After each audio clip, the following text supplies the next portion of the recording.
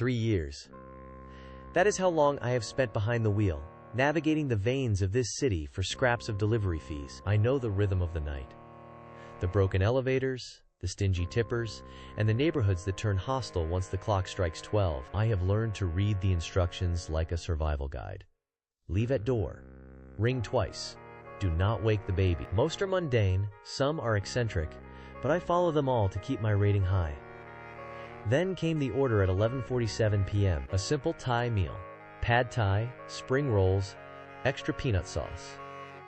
The app pinged, and I accepted without thinking. I drove away from the neon glow of the city center, watching the streetlights stretch further apart until they were nothing more than dying embers in the dark. The houses here looked different. They sat in the shadows, silent and heavy, as if they were holding their breath. I pulled the car to a stop at the edge of the map. The street was empty.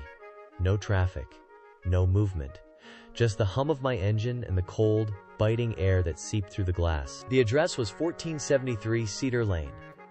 A 2-story white structure stood before me, swallowed by the dark.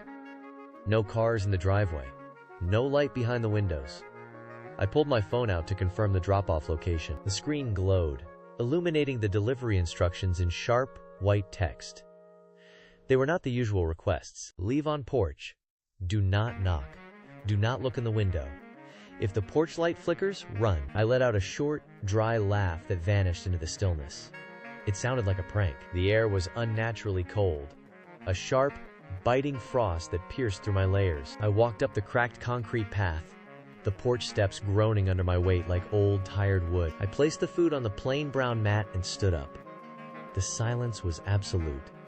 I stood there for a second too long. The bulb above the door, which had been dark for years, suddenly flared to life. It did not shine steadily. It felt like an eye fixed upon me, pulsing with a rhythmic, stuttering beat. I remembered the note. Do not look in the window. I kept my eyes locked on the cracked concrete of the porch, my breath hitching in my throat. Then, the silence broke. From deep within the house, a slow, deliberate scraping sound echoed against the hardwood floors. It was heavy, like something being dragged across the boards, moving with agonizing intent from the back of the house toward the front window. The light flickered again, a frantic, jagged pulse that turned the porch into a strobe of shadows.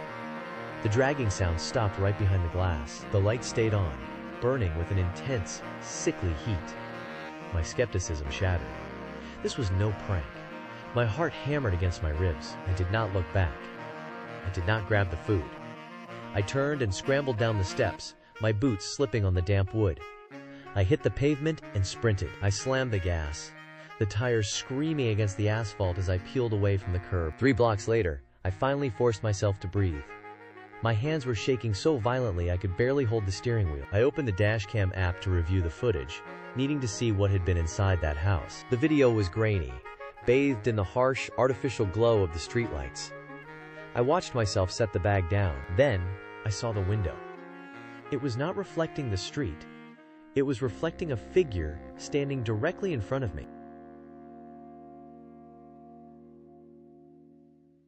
My phone buzzed. A new notification appeared on the screen. It read, "You did well. You ran. But you looked at the footage, didn't you?" I dropped the phone. A second notification flashed. "Now it knows your face. Drive home. Do not stop. Do not look in your rearview mirror." 3 weeks passed. I stopped checking my rearview mirror. I stopped taking orders.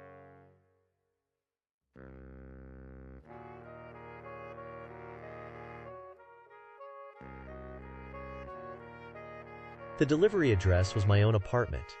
My pulse spiked, a cold, sharp needle in my chest.